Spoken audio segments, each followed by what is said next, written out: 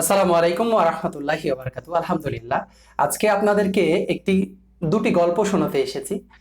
গল্পটি আসলে সুখের বলবো না দুঃখের বলবো, সেটি আপনারা বিবেচনা করবেন। গল্পটি আসলে সুখের গল্প না দুঃখের গল্প। প্রথম গল্পটি যেটা হচ্ছে, আমি সাধারণত রাজশাহীতে প্রায় প্রতিদিনই সকালে টিবাদে হাঁটতে যাই। টিবাদের যে সুন্দর বাতাস, সে বাতাস খেতে যাই। তো ওখানে আরো অনেক মানুষ সে বাতাস উপভোগ করতে, ব্যায়াম করতে বিভিন্ন কারণে যায়। তো আমি যখন ওখানে যাই, তো আমার ওখানে কিছু পরিচিত মানুষজনের সাথে আমার বন্ধুত্বপূর্ণ সম্পর্ক তৈরি হয়েছে। তো সেইখানে আমি দেখলাম দুইজন মানুষ, তারা উমরা করতে যাবে, সৌদি আরবে উমরা করতে যাবে। ওনারা এর আগে কখনো উমরা করতে যায় নাই। তো আমি ভাবলাম যে খুবই ভালো, এবং তারা অন্তত যারা যাবে দুইটা পরিবার আর কি। তো তারা খুব একজনের প্রতি আর একজন খুবই বন্ধু সুলভ, তাদের খুবই সম্পর্ক ভালো। তারা প্রতিদিন সকালে টিবাদে একসাথে আসে, একসাথে যায়, একসাথে গল্প করে, রাজশাহীতে তারা একসাথে ঘুরে বেড়ায়। তো সেই দুইজন বন্ধু তাদের দুইটা পরিবার নিয়ে সৌদি আরবে উমরা করতে গেছে। সৌদি আরবে উমরা করতে গেছে, খুবই ভালো। তো তার তারা মনে হয় 14 দিনের প্যাকেজে গেছিল, বা 14 দিন বা 15 দিন তারা ছিল। তো সৌদি আরব থেকে ওনারা যখন ফেরত আসলো, আমার আবার তাদের সাথে টিবাদে দেখা হচ্ছে প্রতিদিন। কিন্তু আমি একটা জিনিস খেয়াল করলাম, যে দুইজন বন্ধু একসাথে আসতো তারা আর একসাথে আসছে না। একজন আসে আগে আর একজন আসে পরে।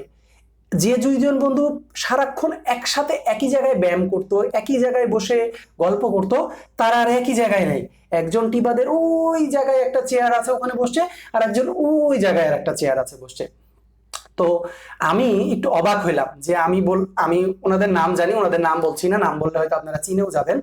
তো একজন বন্ধুকে আমি দেখলাম যে, জিজ্ঞেস করলাম যে, ভাই আপনি ওই ভাইয়ের সাথে প্রতিদিন ব্যায়াম করতে আসেন, দেখতাম, এই সৌদি আরব থেকে আসার পরে হঠাৎ আপনি আর তার সাথে কেন ব্যায়াম করছেন না, বা একসাথে আসছেন না, একসাথে যাচ্ছেন না? আমি দেখলাম আপনারা ঠিক মতো একসাথে কথাও বলছেন না, ঘটনা কি?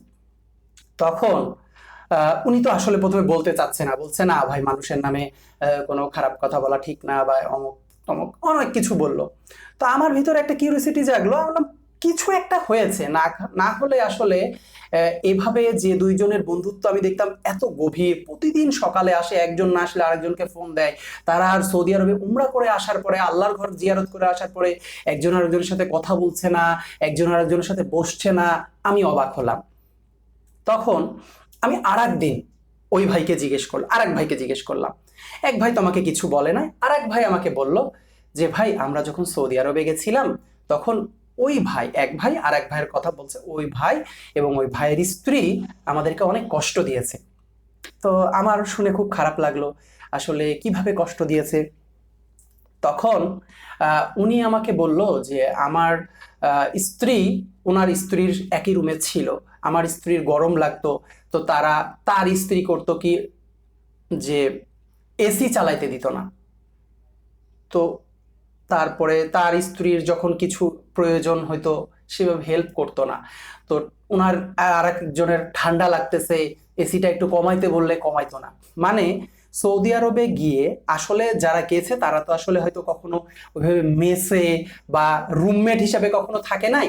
তো ওই 14 দিনের এক্সপিরিয়েন্স সে হয়তো ওনারা হয়তো এক্সপেক্ট করেছিল আমি যেমন চাবো তেমনই হয়তো পরিবেশটা পাবো। ওনারা সেই পরিবেশটা পায়নি। তো ওনার যখন গরম লাগে এসি সরি ওনার যখন গরম লাগে তখন উনি এসি দেয় না, আবার ওনার যখন ঠান্ডা লাগে এসিটা কমায় না, এই রিলেটেড কিছু।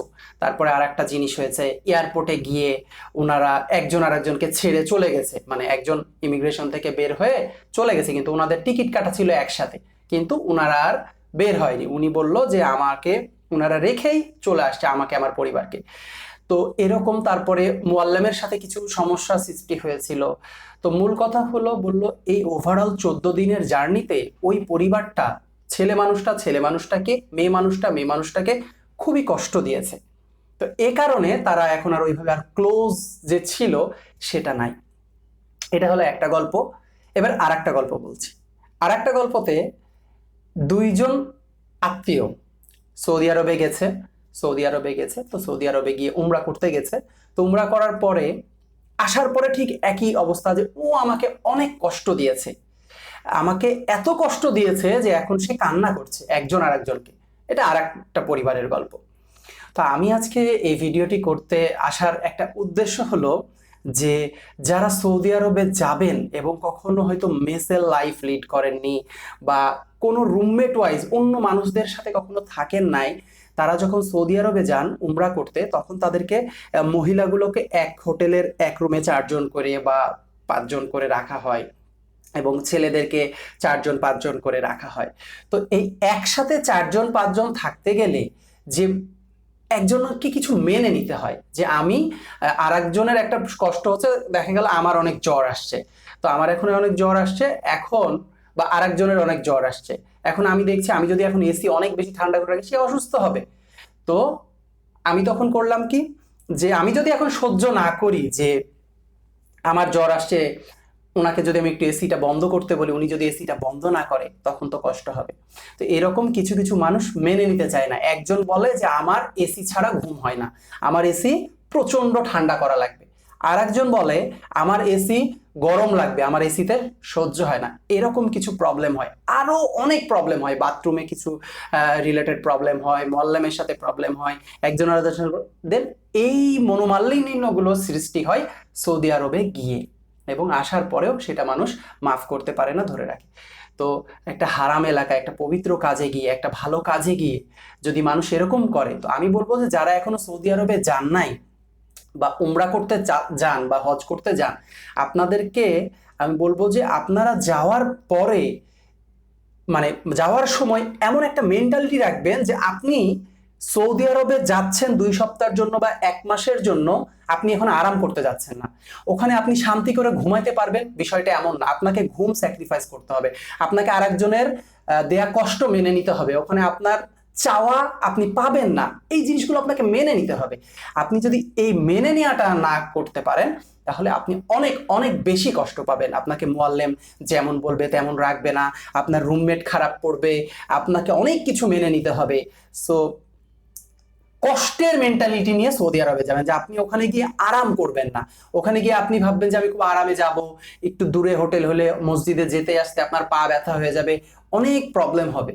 জাস্ট একটা কথা আমি বলতে চাচ্ছি, যে মেনে নেওয়ার মেন্টালিটি। আপনাকে ওখানে গিয়ে কষ্ট, অনেক অনেক কষ্ট হবে, এবং কিন্তু ওইটা ধরে রাখবেন না, ওইটা মাফ করে দিবেন, এবং ওইটা পুষে রেখে দেশে ওই রাগটা নিয়ে আসবেন না, ক্ষমা করে দিয়ে আসবেন। আজকে এইটি বলতে চাচ্ছিলাম। তো যারা যেতে চান সৌদি আরবে উমরা করতে, তারা যেন অন্তত এই জিনিসটা খেয়াল রাখেন।